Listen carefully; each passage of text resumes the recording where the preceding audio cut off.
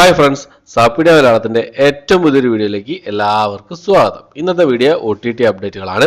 OTT അപ്ഡേറ്റുകൾ പറഞ്ഞു കഴിഞ്ഞാൽ കഴിഞ്ഞ ആഴ്ച, അതായത് ഫെബ്രുവരി മാസം 26-ാം തീയതി മുതൽ മാർച്ച് മാസം 3-ാം തീയതി വരെ, അതായത് ഇന്ന് വരെ റിലീസ് ചെയ്തിരിക്കുന്ന OTT റിലീസ് ചെയ്തിരിക്കുന്ന സിനിമകളും സീരീസുകളും ഏതൊക്കെയെന്നുള്ളതാണ് ഇന്നത്തെ വീഡിയോ നമ്മൾ പരിശോധിക്കാൻ പോകുന്നത്.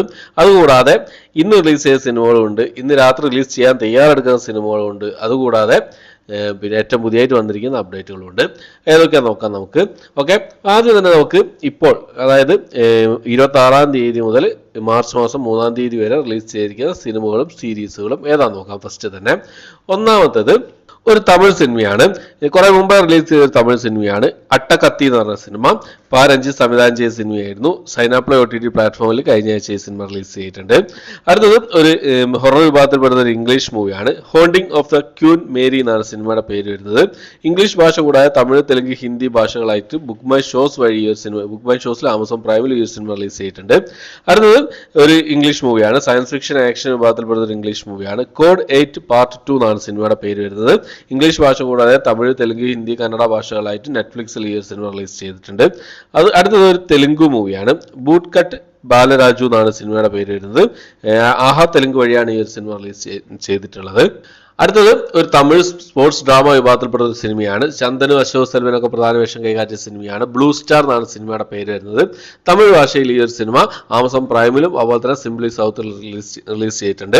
അടുത്തൊരു തെലുങ്ക് റൊമാൻറ്റിക് ഡ്രാമ വിഭാഗത്തിൽപ്പെടുന്ന സിനിമയാണ്. അംബാജിപ്പേട്ട മാരേജ് ബാൻഡ് എന്നാണ് സിനിമയുടെ പേര് വരുന്നത്. ആഹാ തെലുങ്ക് വഴിയാണ് ഈ സിനിമ റിലീസ് ചെയ്തിട്ടുള്ളത്. തെലുങ്ക് ഭാഷ മാത്രമേ അവൈലബിൾ ആയിട്ടുള്ളൂ.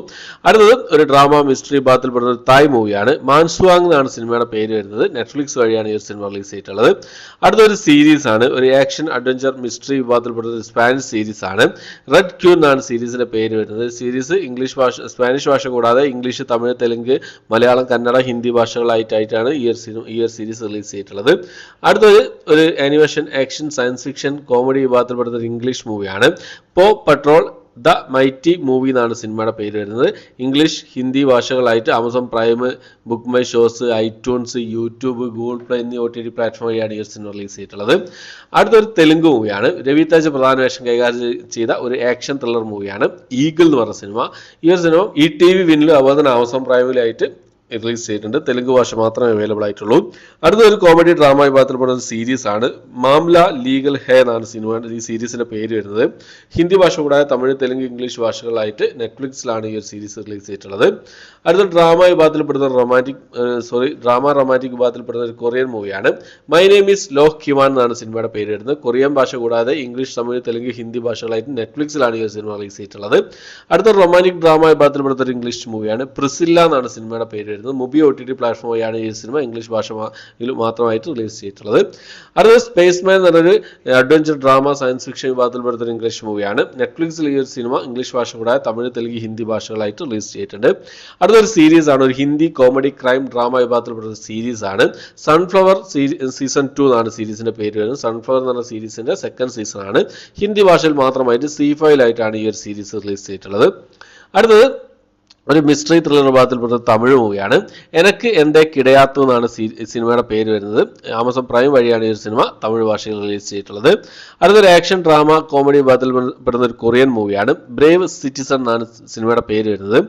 കൊറിയൻ ഭാഷ കൂടാതെ തമിഴ്, ഹിന്ദി ഭാഷകളായിട്ട് ആമസോൺ പ്രൈമിലാണ് ഈ സിനിമ റിലീസ് ചെയ്തിട്ടുള്ളത്. അടുത്തൊരു ഹൊറർ കോമഡി വിഭാഗത്തിൽപ്പെടുന്ന ഒരു കൊറിയൻ മൂവിയാണ്. ദ ഹാൻഡ് എന്നാണ് സിനിമയുടെ പേര് വരുന്നത്. തമിഴ്, തെലുങ്ക്, ഹിന്ദി ഭാഷകളായിട്ട് ആമസോൺ പ്രൈമിലാണ് ഈ സിനിമ റിലീസ് ചെയ്തിട്ടുള്ളത്.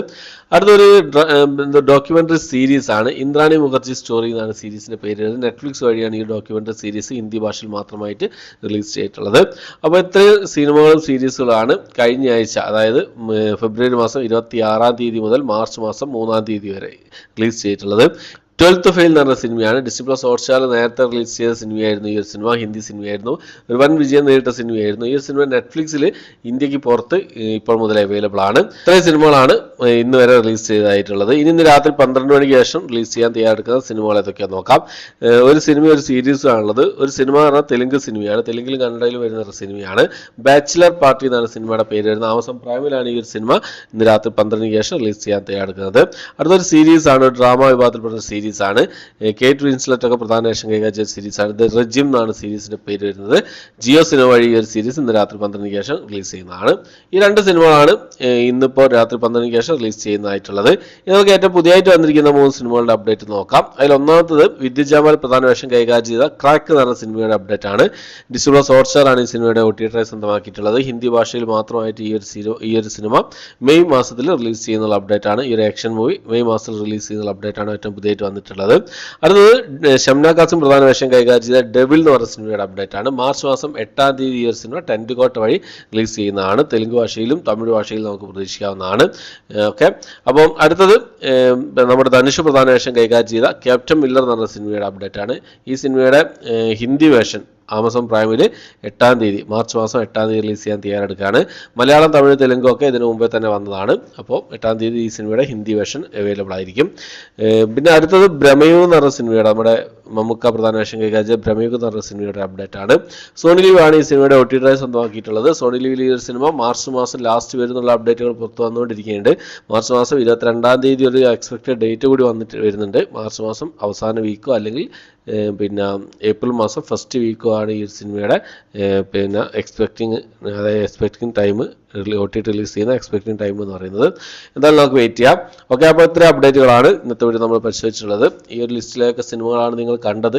ഏതൊക്കെ സിനിമകൾക്കാണ് നിങ്ങൾ വെയിറ്റ് ചെയ്യുന്ന കാര്യങ്ങളൊക്കെ കമന്റ് ബോക്സിൽ രേഖപ്പെടുത്താൻ ശ്രമിക്കുക. ഓക്കെ, അപ്പോൾ ഇത്രയാണ് ഇന്നത്തെ വീഡിയോ. എൻ്റെ വീഡിയോ ഇഷ്ടപ്പെട്ടെങ്കിൽ ലൈക്ക് ചെയ്യാനും ഷെയർ ചെയ്യാനും സബ്സ്ക്രൈബ് ചെയ്യാനും മറക്കാതിരിക്കുക. പുതിയൊരു വീഡിയോ ആയിട്ട് വരുന്നവരേക്കും ബൈ.